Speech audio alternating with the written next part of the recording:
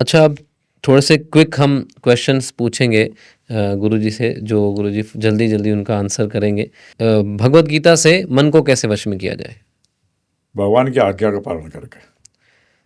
और भगवद गीता के अनुसार कौन-सा भोजन सही है? सतोगुणी, मीट, मच्छी, अंडा, प्याज, लहसुन, मसूर की दाल त्याग दो, नहीं तो मन कभी काबू में नहीं आएगा और आपका जो भगवान के साथ रिश्ता है वो स्थापित नहीं हो पाएगा। भगवद गीता से क्रोध को कैसे नियंत्रण में लाएं? और इच्छाओं को नियंत्रण में लाइए, क्रोध इच्छा अपने आप आ जाएगा। हम इच्छाओं को नियंत्रण नहीं करना चाहते और चाहते हैं क्रोध पे नियंत्रण आ जाए, कैसे आएगा? अच्छा, भगवद गीता योग सिखाती है या वियोग? योग। भगवद गीता पढ़ने का सबसे अच्छा समय कौन सा है? 24 घंटे, कभी भी। भगवद गीता व्यक्ति को स्वतंत्र बनाती है या परतंत्र? स्वतंत्र। हम अपने स्वभाव में स्थित हो जाते हैं जो हम हैं। अभी तो परतंत्र है, जन्म, मृत्यु, बुढ़ापा, बीमारियां, प्रॉब्लम्स, इसमें अटके हुए हैं। परंतु भगवद गीता सिखाती है इससे कैसे निकल जाएं और अपने स्वाभाविक स्थिति जो किसकी है, सुसुखम आनंद की है, उसमें आ जाए। पुनर्जन्म के बारे में भगवद गीता क्या कहती है?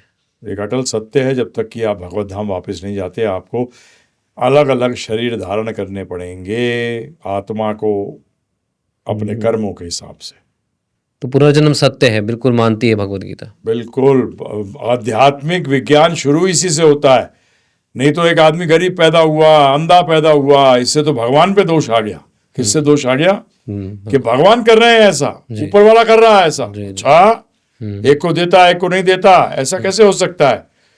सिर्फ पुनर्जन्म जो कर्मों का कानून है उसको मानने पर क्लियर हो गया, ओहो भगवान थोड़ी कर रहे हैं, मैं ही करता हूं और मैं ही भोगता हूं जी, मैं जैसा करूंगा वैसा भरूंगा। ऐसे भरूंगा। तो इससे बच गए, नहीं तो भगवान के ऊपर दोष आएगा, उस ऊपर वाले पे दोष आएगा कि अरे एक को दिया एक को नहीं दिया।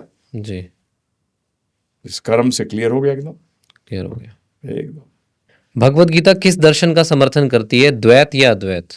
देखिए, द्वैत के अंदर अद्वैत तो छुपा ही हुआ है। तो हम लोग जो दर्शन की बात करते हैं उसके अंदर चैतन्य महाप्रभु और उनके अनुयायियों ने जो हमारे समक्ष रखा है सारे वेदों का सार, वो है अचिंत्य भेदा भेद तत्व, कि हमारे और भगवान में भेद है भी और नहीं भी। गुणात्मक रूप से हम और भगवान एक हैं, परंतु तुलनात्मक रूप से हम में अनंत फर्क है। हम अंश हैं, वो विभु हैं, हम अणु हैं, हम माइन्यूट हैं, वो इनफाइनाइट हैं। तो ये समझना, परंतु क्योंकि हम उनसे आए हैं इसलिए क्वालिटेटिवली सेम है। वो भी सनातन है, हम भी सनातन हैं। वो पूर्ण हर चीज के बारे में जानते हैं, हम भी जानते हैं, तो आंशिक रूप में। चेतना हम में भी है, चेतना उनमें भी है। वो हर चीज के बारे में सचेत है जी। वो आनंद, हमको उनसे जुड़ना पड़ेगा, भगवान से जुड़ना पड़ेगा आनंद प्राप्त करने के लिए। और भगवान कृष्ण जो है वो आनंद के पुंज है, उनको आनंद किसी से जुड़ने की जरूरत नहीं है आनंद के लिए जी। वो स्वयं ही आनंद स्वरूप है।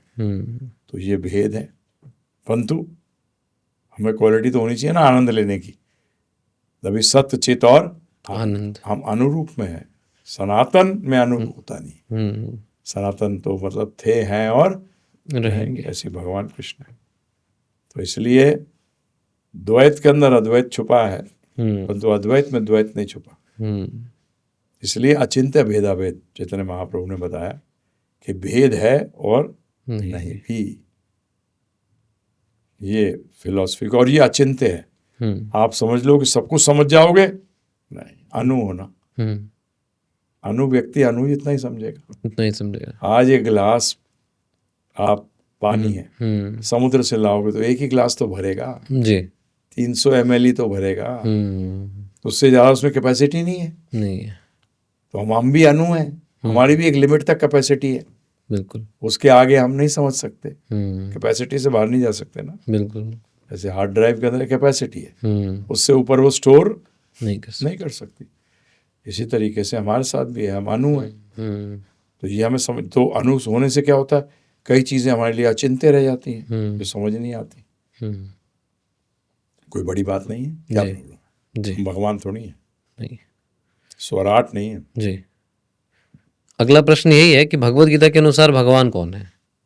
भगवान श्री कृष्ण तो बार बार कह रहे हैं कि मैं ही परम भगवान हूँ। अर्जुन जी ने भी कह दिया कि हाँ आप ही परम भगवान हो। फिर अर्जुन जी ने इसके ऊपर वो भी दे दिया कि ऋषि मुनि नारद असित देवल ये सब के सब कह रहे हैं कि आप ही परम भगवान हो।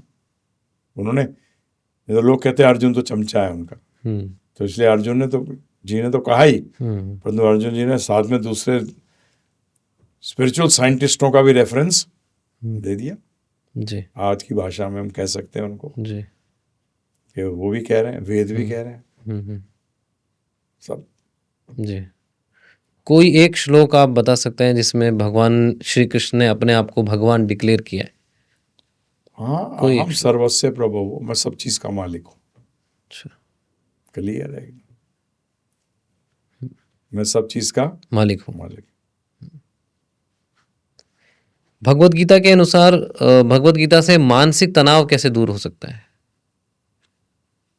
देखिए, जब आप ज्ञान लेते हैं तो आपको पता लग जाता है कि टेम्पररी चीज क्या है और परमानेंट क्या है। जी। तो जब आप टेम्पररी चीजों में अपने मन को लगाओगे तो तनाव होना लाजमी है। परंतु जब आप इटर्नल अर्थात सनातन चीज में अपना मन लगाओगे तो आपको तनाव होगा ही नहीं, आपको भय होगा ही नहीं।